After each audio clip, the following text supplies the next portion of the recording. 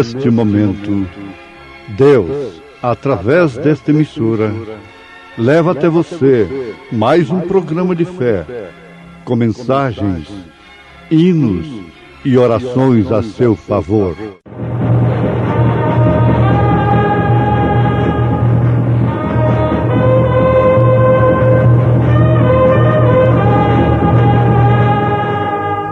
Fé para vencer. Somente crer, somente crer, tudo é possível, somente crer. Edificados sobre o fundamento dos apóstolos e dos profetas de que Jesus Cristo é a principal pedra da esquina, o crente fiel.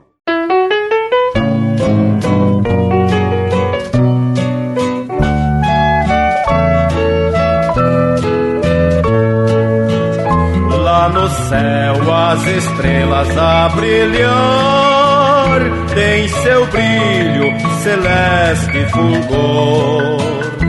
Aqui na terra os crentes fiéis rende a Deus o perfeito louvor. Sedes tu, irmãos muito fiéis, na igreja de Cristo Jesus, padecendo, chorando e sofrendo, mais humilde a levar sua cruz.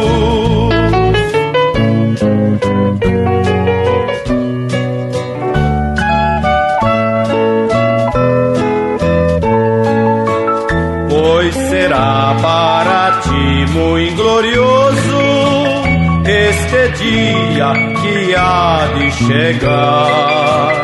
Todos os crentes vestidos de brancos com Jesus irás encontrar.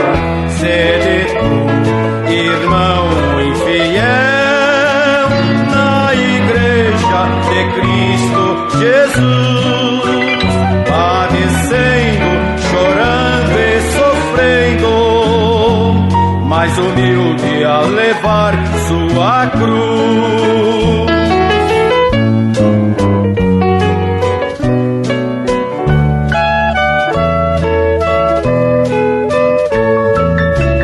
Os acordes celestes ouvir, melodia que não tem mais fim, cantada por anjos e arcanjos, querubins e serafins.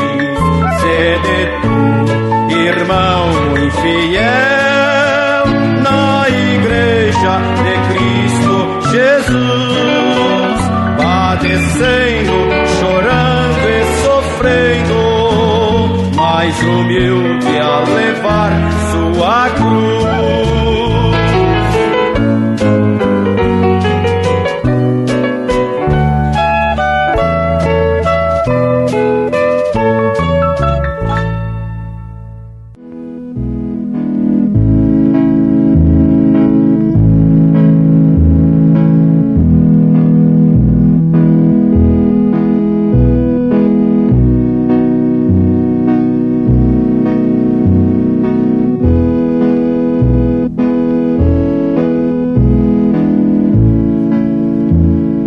Edificados sobre o fundamento dos apóstolos e dos profetas, de que Jesus Cristo é a principal pedra da esquina, no qual todo edifício bem ajustado cresce para templo santo no Senhor, no qual também vós juntamente sois edificados para a morada de Deus em espírito.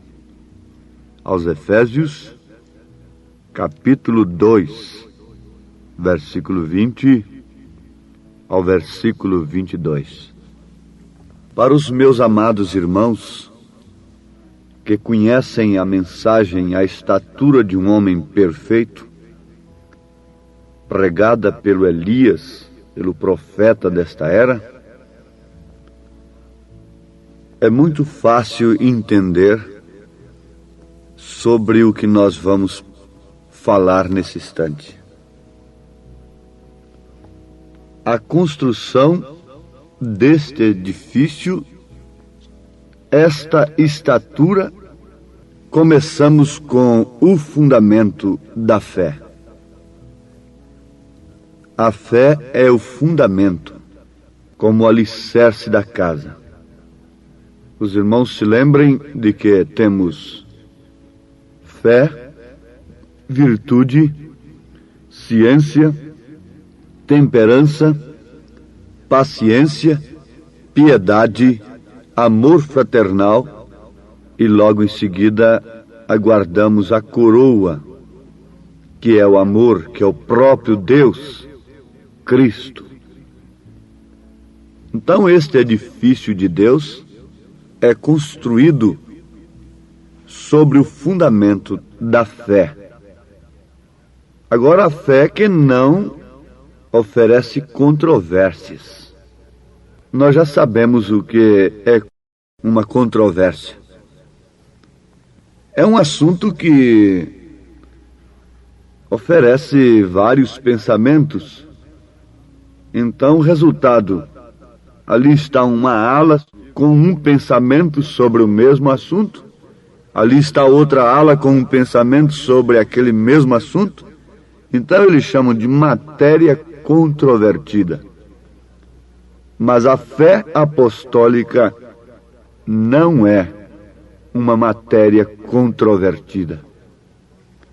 A fé apostólica, o fundamento apostólico, o fundamento dos profetas, sempre é a palavra de Deus. A mente humana é que se controverte, mas a palavra de Deus não tem controvérsia. Isto mostra que a facção não é de Deus.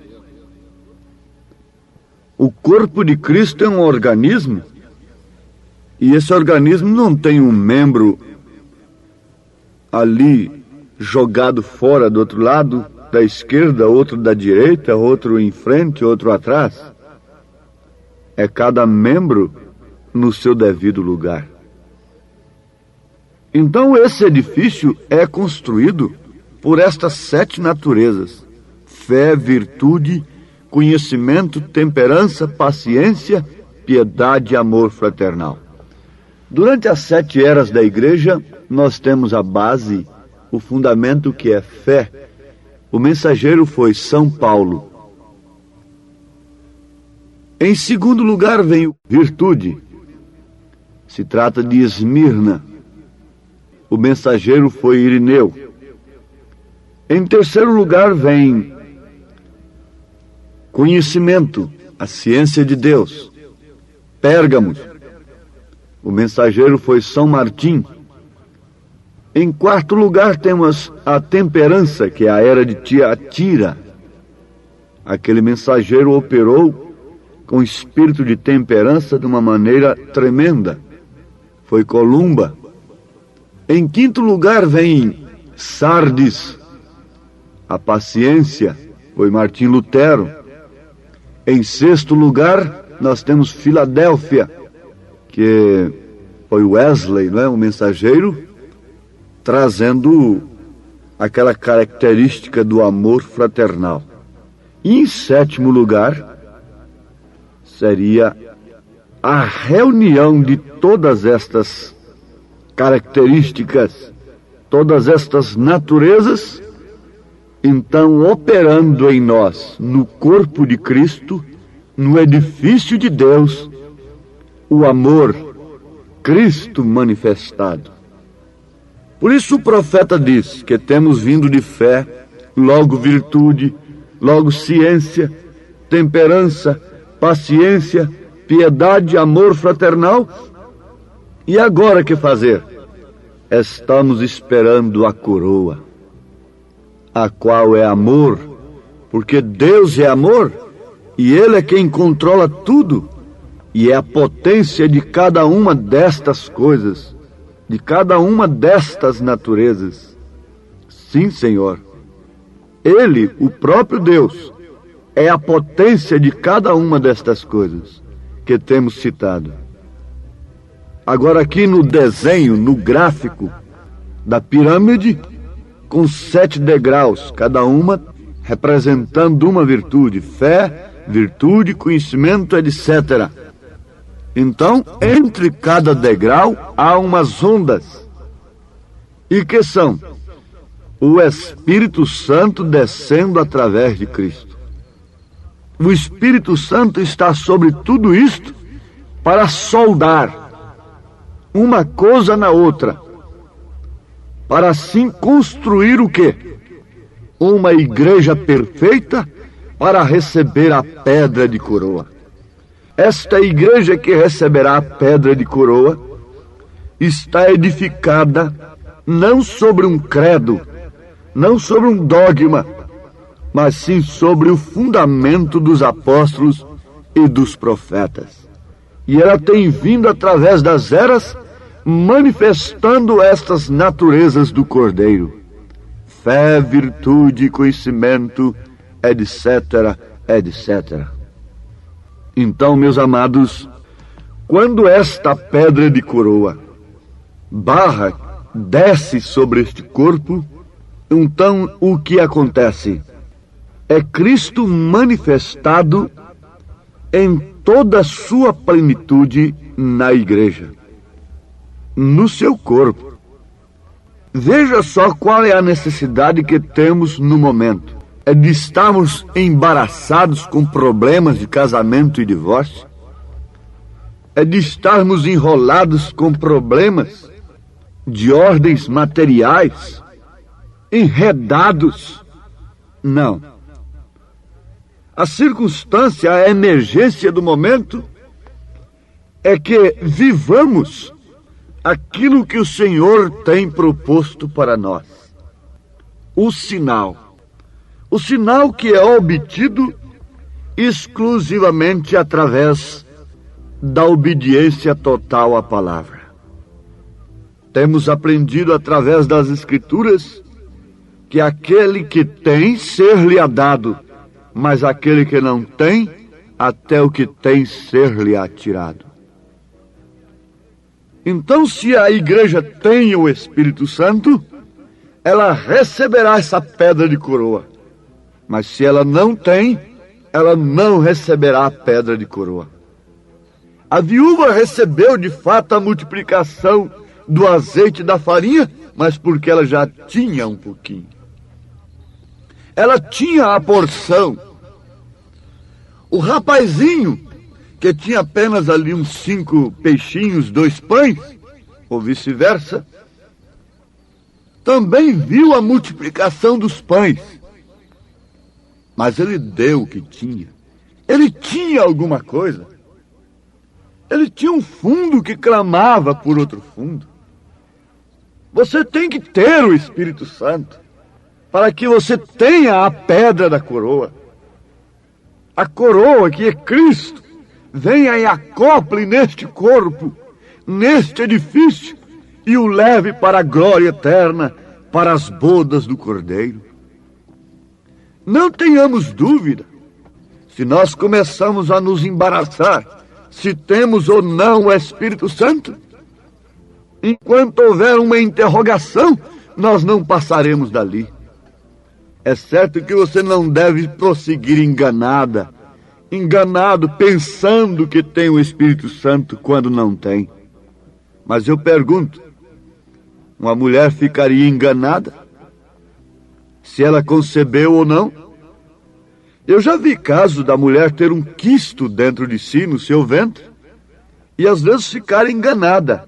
Mas ela fica enganada só por um pouco de tempo, pensando que estava gestante, quando não era gestação, quando não era uma criança que estava no seu ventre, era um quisto.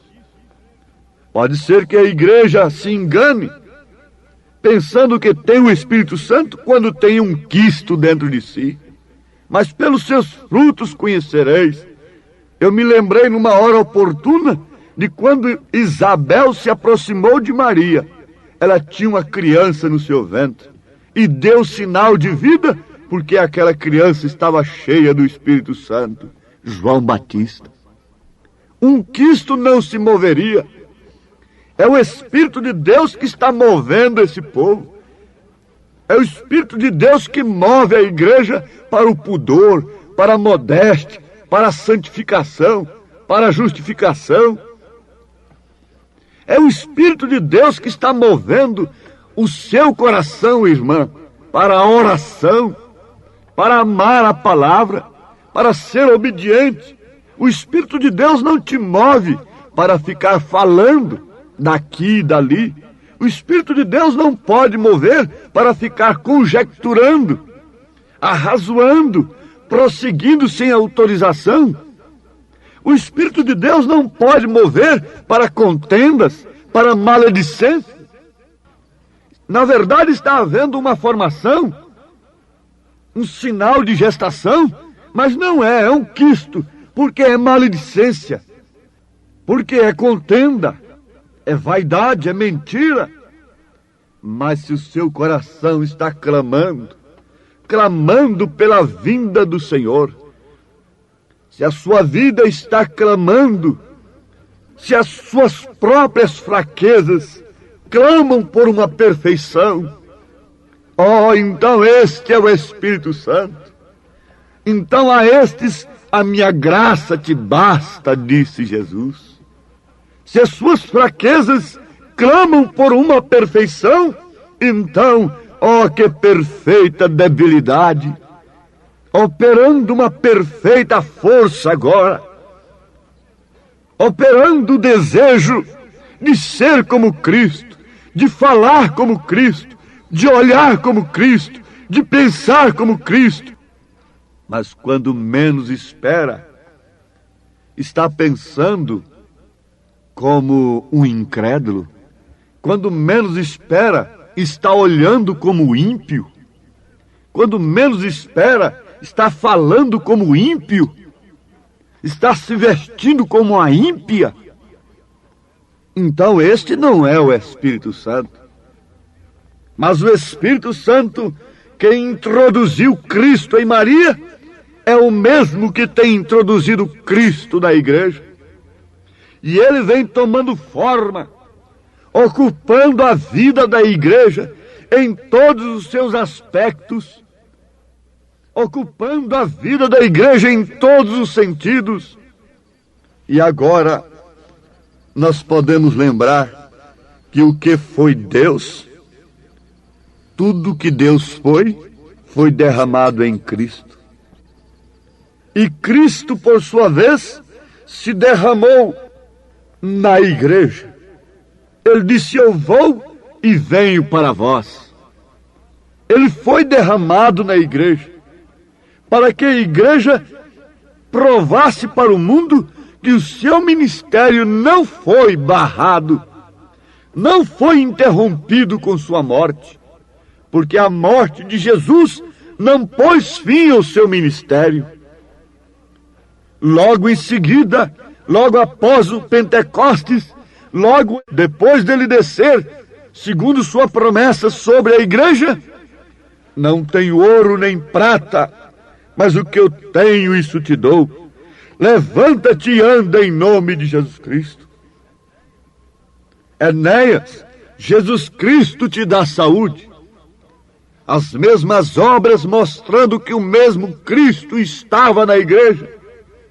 E mais do que isso, não simplesmente milagres, maravilhas, mas sim poder para morrer por causa daquele nome, poder para sofrer por causa daquela mensagem, poder para ir até a cruz, poder para ir às arenas, às fogueiras, às cadeias, aos martírios como verdadeiros cristãos.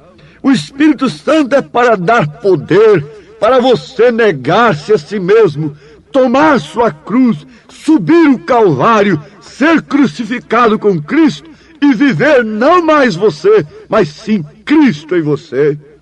O Espírito Santo te leva a renunciar-se a si mesmo, seus próprios pensamentos. Os ismos desaparecem. O Espírito Santo te leva a ser guiado exclusivamente pela palavra de Deus. Nós sabemos que o profeta tinha visões infalíveis, mas, no entanto, o que ele diz a respeito das visões? Ele diz que as visões podem falhar, mas a palavra de Deus nunca falha.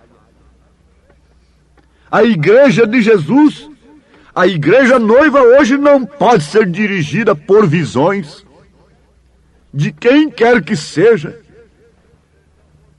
A igreja hoje tem que ser dirigida pela palavra, pelo próprio Espírito Santo, agindo individualmente dentro de cada membro. Porque a igreja de Cristo é composta de membros, e hoje não é Deus em um homem ali particularmente, mas é Deus na igreja. Antigamente era um homem ungido, mas hoje é um povo ungido. Isto é as Escrituras, isto é a mensagem.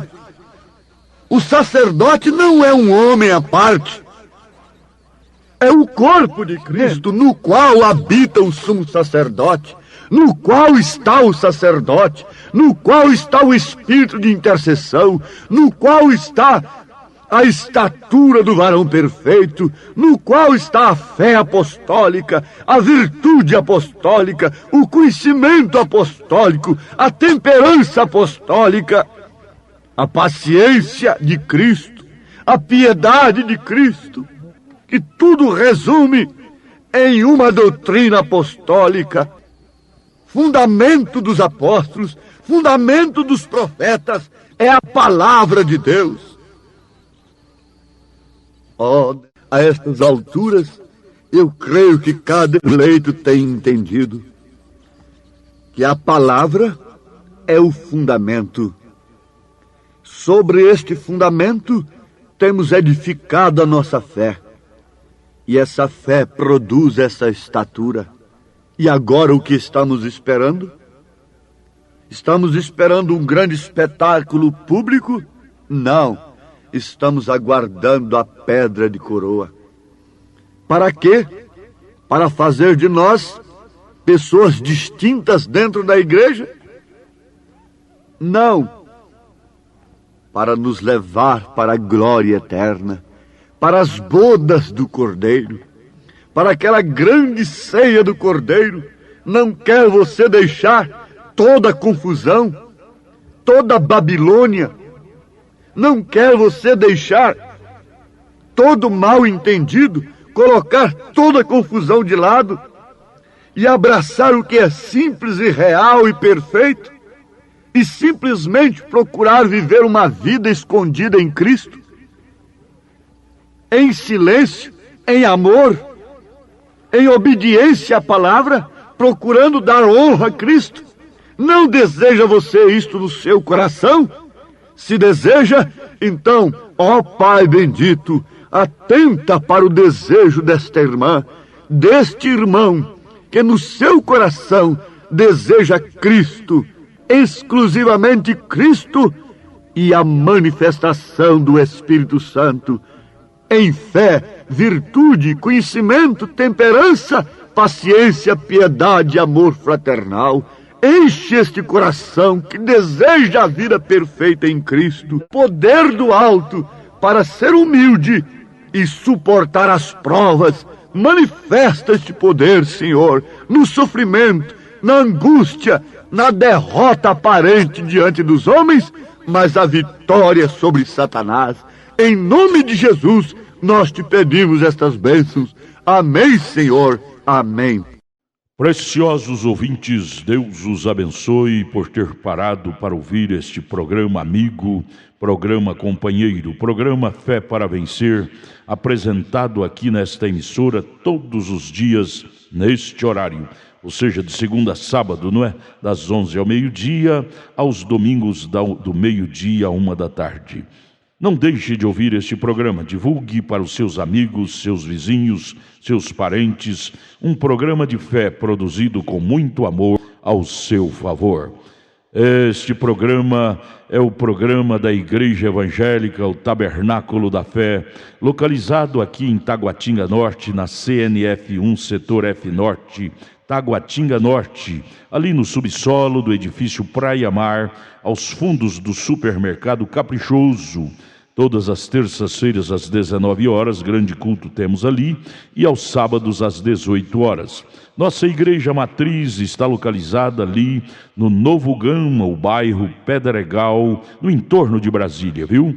Leve sua família aos nossos cultos. Hoje, quarta-feira, teremos aquele grandioso culto abençoado por Deus, ali em nossa igreja matriz, ali no Novo Gama, o bairro Pedregal, na quadra 479, lote 16. Fica ali aos fundos do supermercado Minas Gerais, não é? Ou seja, supermercado da mamãe, ali no bairro Pedregal. Hoje à noite, hoje às 19 horas, grandioso culto abençoado por Deus teremos ali. Leve sua família. Você pode também acessar nossas programações, nossos cultos, são transmitidos ao vivo através de nossa página na internet, inclusive o programa de rádio também. Tabernáculo da Fé Brasília.org.br é o endereço de nossa página na internet. Não desligue seu rádio, vamos mais meia hora de programação, Fé para Vencer ao nosso favor.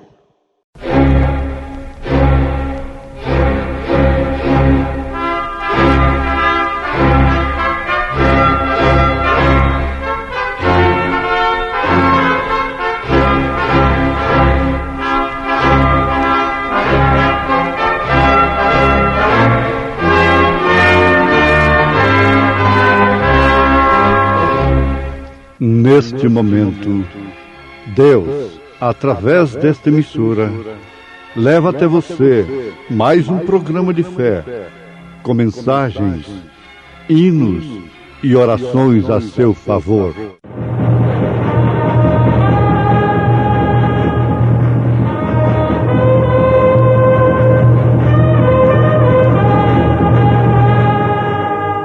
Fé para vencer.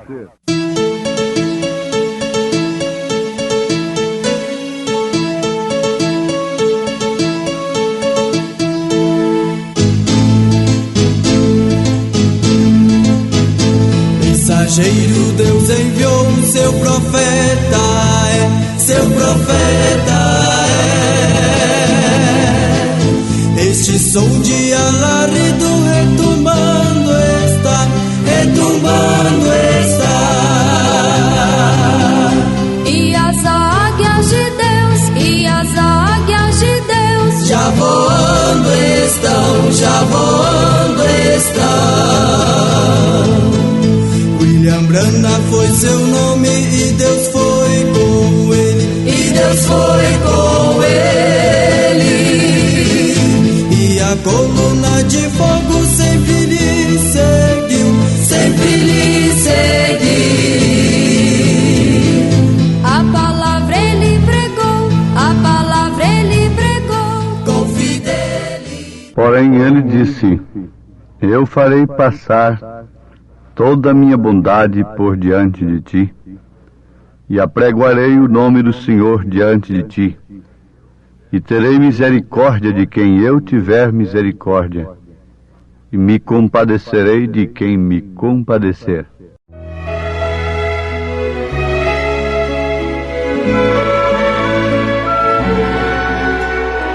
Cristo disseste, querias guardar-me e prometeste para sempre amparar-me. Se vi tão perto de te abandonar,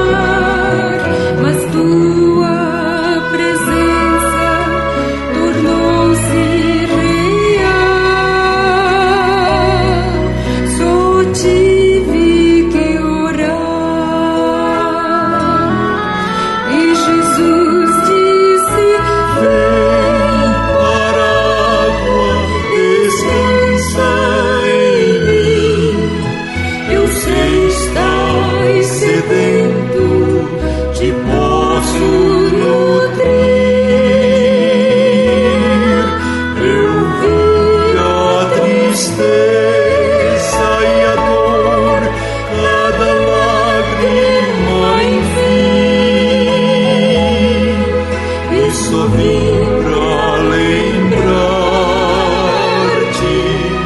foi por ti que morri.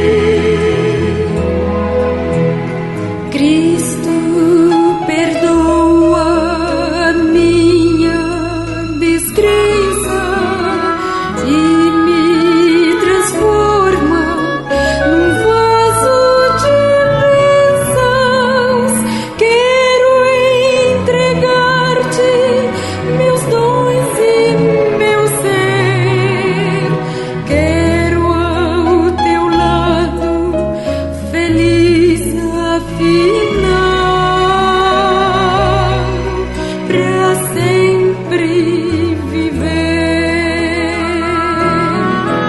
E Jesus disse: Vem para a água, descansa em mim.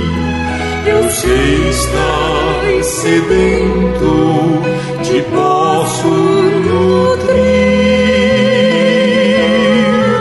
Eu vi a tristeza e a dor, cada lágrima enfim, e só vim pra lembrar-te, foi por ti que morri.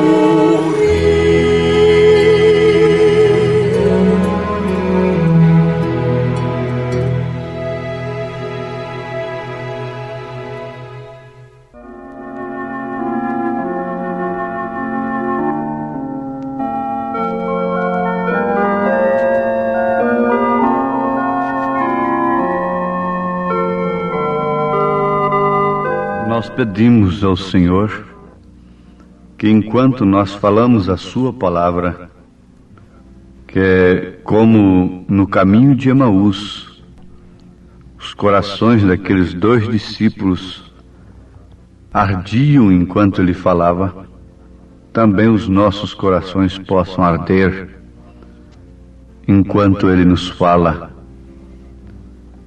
E por último, em tempo todos nós termos os nossos olhos abertos. Abre-me os olhos para ver algo de bom que tens pra mim.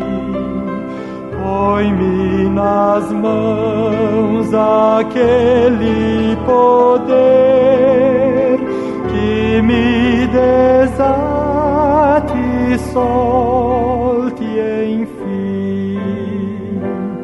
Quero silente ficar, é meu Senhor a mim falar. Abre-me os olhos, dá-me luz, meu bom Jesus.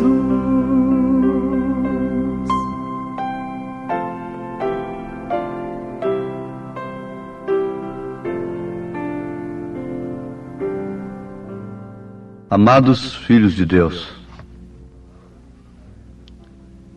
vamos analisar ainda sobre aquele grande assunto tão profundo de como os homens interpretam o amor de Deus de uma forma errada, completamente diferente. Pensam que a prova do amor é livrar dos sofrimentos. E aí está justamente um engano. Há muitos cristãos que só glorificam a Deus mediante os livramentos dos sofrimentos, das dores e dos sacrifícios.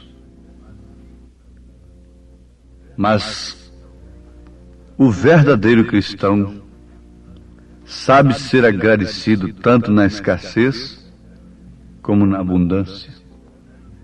O verdadeiro cristão glorifica a Deus no sofrimento, porque é justamente ali que está a prova de sua fé. Então, muitos pensam que amor significa nenhum sofrimento. Pensam que amor quer dizer um nenê com cuidados paternais. Às vezes estamos precisando de um pontapé e estamos querendo que um pregador ponha a mão sobre nossa cabeça e nos abençoe. Nós encontramos isto nas Escrituras. Mesmo homens de Deus precisando de um pontapé, de correção, ao invés de uma imposição de mãos, com todo o carinho. Mas Deus está em tempo nos advertindo sobre a sua verdade. E conhecereis a verdade, e a verdade vos libertará. Deus disse que seu amor é um amor eletivo. E nós já provamos isto através de Malaquias capítulo 1, versículo 2. E temos muitas outras referências. Temos a prova disto nas Escrituras. Em que nos amaste, diz Israel. Não foi Esaú, irmão de Jacó, diz o Senhor. Todavia amei a Jacó e aborreci a Esaú, e fiz dos seus montes uma assolação, e dei a sua herança aos dragões do deserto. Você diria, então Deus é parcial, Deus faz acepção de pessoas? Deus é onisciente. Ele conhece, desde antes da fundação, cada semente. Jamais ele aborreceria uma semente sua. E pela sua onisciência, ele sabia perfeitamente quem seria Esaú, onde estaria o seu coração e que valor ele daria à primogenitura. Por isso ele amou a Jacó, antes, no ventre ainda, e aborreceu a Esaú. Porque Deus não é apanhado de surpresa. Ele conhece a cada um desde antes da fundação do mundo. E criou a todos com capacidade de escolha e livre-arbítrio. E Ele sabe perfeitamente qual o caminho que você ia escolher. Ele sabe perfeitamente qual é o tipo de evangelho você ia escolher e se aninhar e se descansar nele. Então aí está uma prova. O seu amor é eletivo.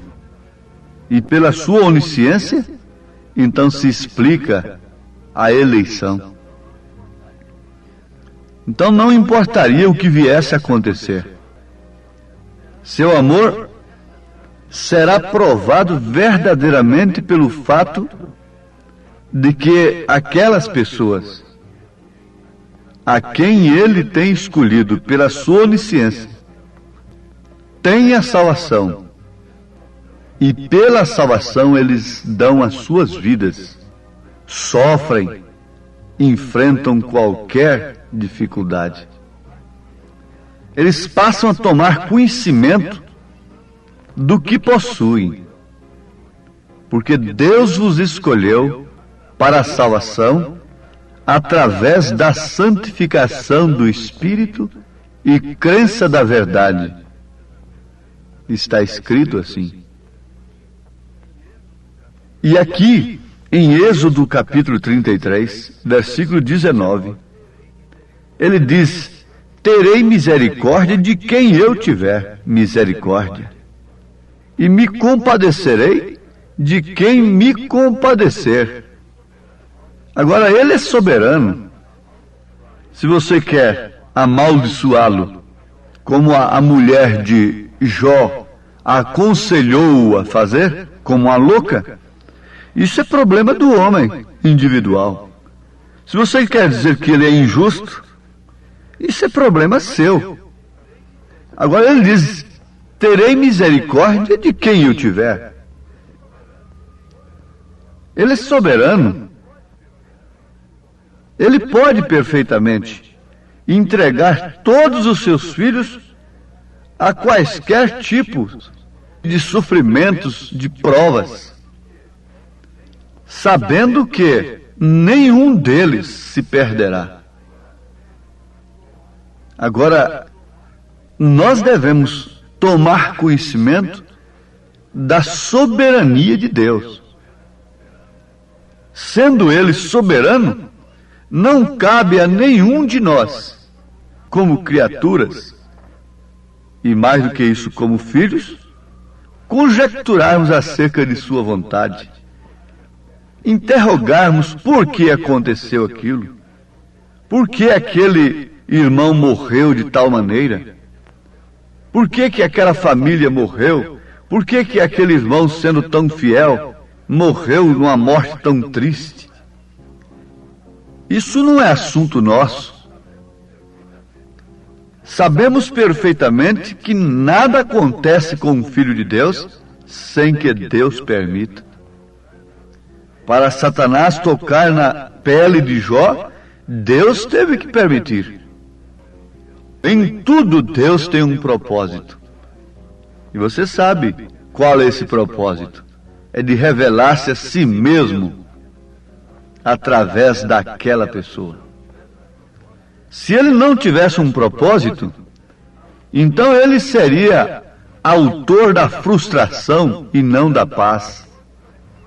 Seu propósito é que depois de termos sofrido por um momento, nos tornaríamos perfeitos, refletiríamos o seu caráter, seríamos estabelecidos, fortalecidos e firmados, não derrotados, não ali murmurando e queixando-se. Como disse Jó, ele pôs força em nós. Jó fez essa declaração. Agora nós o vimos, ele próprio sofrendo, como está escrito na carta aos Hebreus, capítulo 5, versículo 8, versículo 9. Embora sendo filho, aprendeu a obediência pelas coisas em que sofreu e, tendo aperfeiçoado, tornou-se o autor da salvação eterna para todos os que lhe obedecem. Então ele tem propósito em cada coisa que está acontecendo na vida do cristão. Numa linguagem bastante clara, o próprio caráter de Jesus foi aperfeiçoado pelo sofrimento. Ora, seria o suficiente para aqueles sacerdotes olharem nas Escrituras, no Velho Testamento, que eles liam tanto e interpretavam tanto como teólogos da era, sobre o sofrimento do Messias, as obras que ele faria. Seria então suficiente, e Jesus chegou a dizer: credes pelo menos pelas obras. E poderia ter dito: crede então pelo sofrimento que eu vou ter quando vocês me virem crucificado, quando vocês viram o Salmo 22, que vocês recitam nas sinagogas. Creiam então. Quando vocês virem lá no alto da montanha o Messias montado num asno, quando vocês viram uma virgem conceber, vocês fizeram foi difamá-la, foi dizer que ela se perdeu e casou-se com um viúvo para consertar a situação. Foi a interpretação que aqueles líderes naturais tiveram do momento. Mas não sabem que o sofrimento de Jesus mostrou perfeitamente que ele tinha o caráter de Filho de Deus. aperfeiçoou o seu caráter. E segundo Paulo, ele deixou à sua igreja uma medida de sofrimentos que eles também, pela sua fé em Deus, enquanto sofrendo por ele, chegariam a um ponto de perfeição. No primeiro capítulo aos Filipenses, Paulo disse que a nós, os crentes, foi concedido não somente crer nele, mas também como padecer por ele. Veja o que Tiago disse: meus irmãos, tende por motivo de toda alegria o passar por várias provações, sabendo que a provação da vossa fé, uma vez confirmada, produz perseverança. Ora, a perseverança deve ter ação completa para que sejais perfeitos e íntegros, em nada deficientes. Se você não pode sofrer as aflições como um bom soldado de Cristo, como pode você estar nas milícias eternas? Agora você pergunta, por que então ele fica apenas assistindo o sofrimento de seus filhos? A razão se encontra na carta aos Romanos, capítulo 8, versículo 17 e 18. Ora, se somos filhos, somos também herdeiros, herdeiros de Deus e co-herdeiros com Cristo. Se com ele sofrermos, sim. Continuando, o apóstolo diz: porque para mim tenho por certo que os sofrimentos do tempo presente não são para comparar com a glória por vir a ser revelada em nós. Ouvintes, a menos que soframos com ele, não podemos reinar com ele. Paulo disse isso a Timóteo: se sofrermos com ele também nós reinaremos. Temos de sofrer para reinar. Diz aquele grande lutador: se tenho que vencer, tenho que lutar. Esforça minha coragem, Senhor. A razão disto é que o caráter simplesmente não é nunca formado sem sofrimento, sem prova.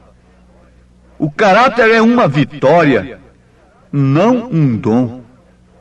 Caráter não é um dom, é uma vitória.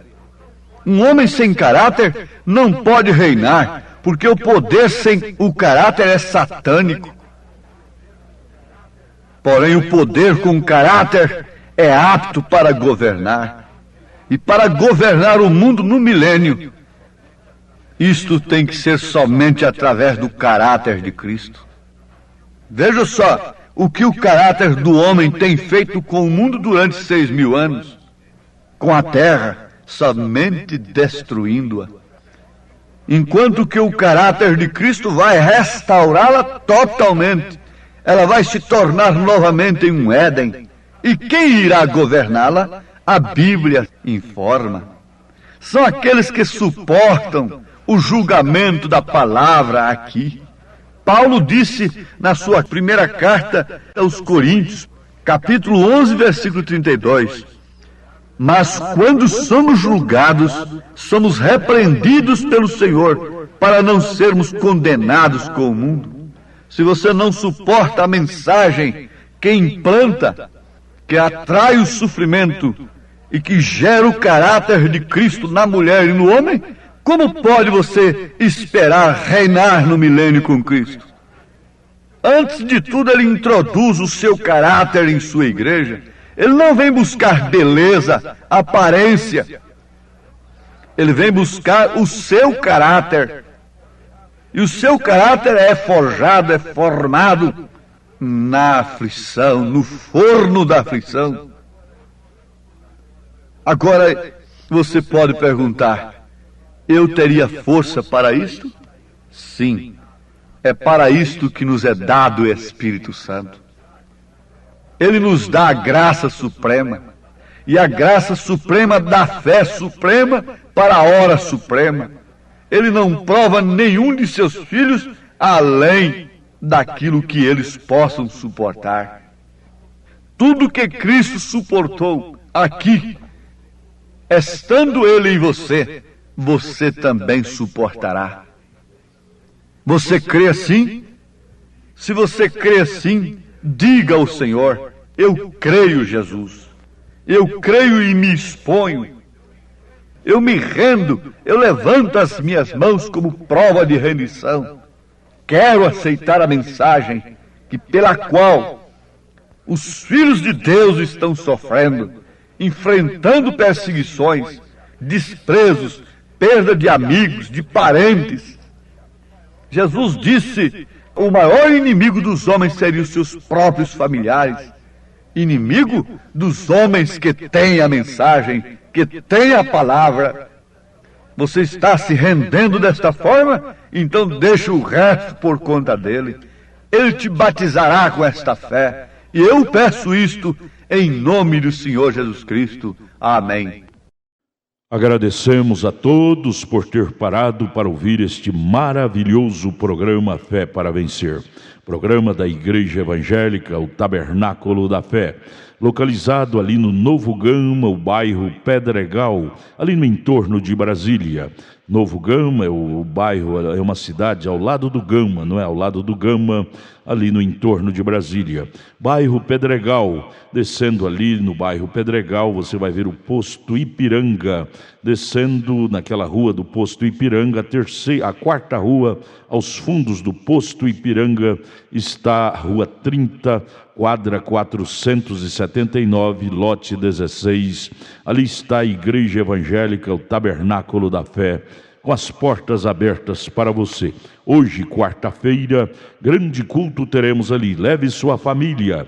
É um prazer ter você conosco ali hoje, às 19 horas, culto poderoso de oração, adoração a Deus. Leve sua família para você ser abençoado por Deus.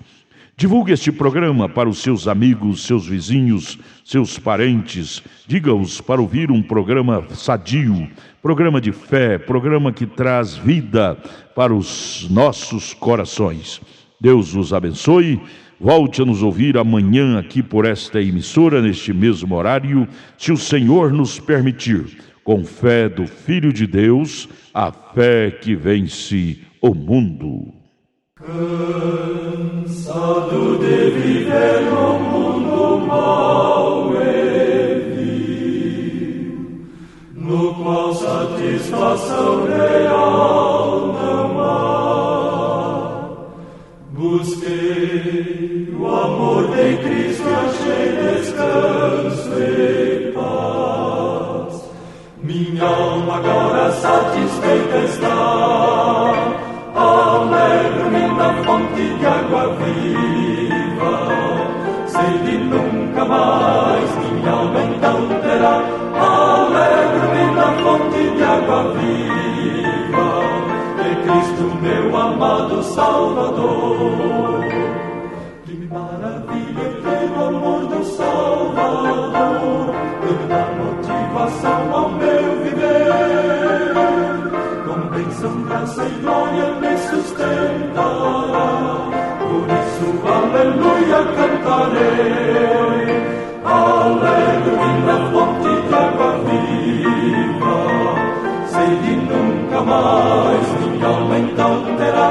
Alegro-me na fonte de água viva, de Cristo meu amado Salvador. Oh, vem comigo, pecador, a Cristo vem, teu fardo de pecados entregar. O Salvador te chama e alívio te dará. Entrega-te, amigo, ao Salvador. Alegro-me na fonte de água viva, sei de nunca mais minha alma então terá. Alegro-me na fonte de água viva, de Cristo meu amado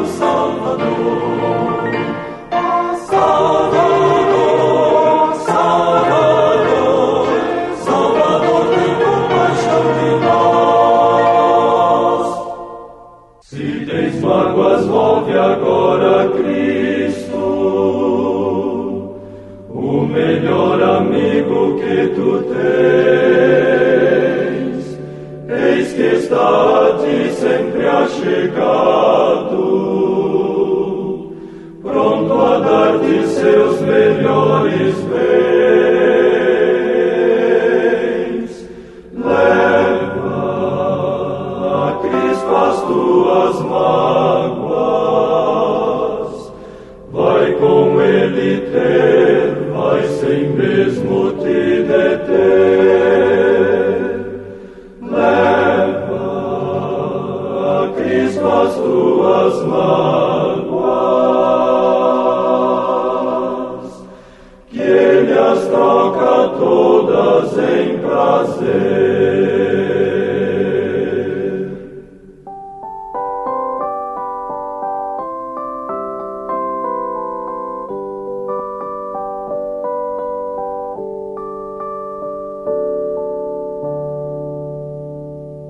Cristo entende toda pena e culpa, quer tua alma enferma bem curar. Oh, confia em seu amor imenso,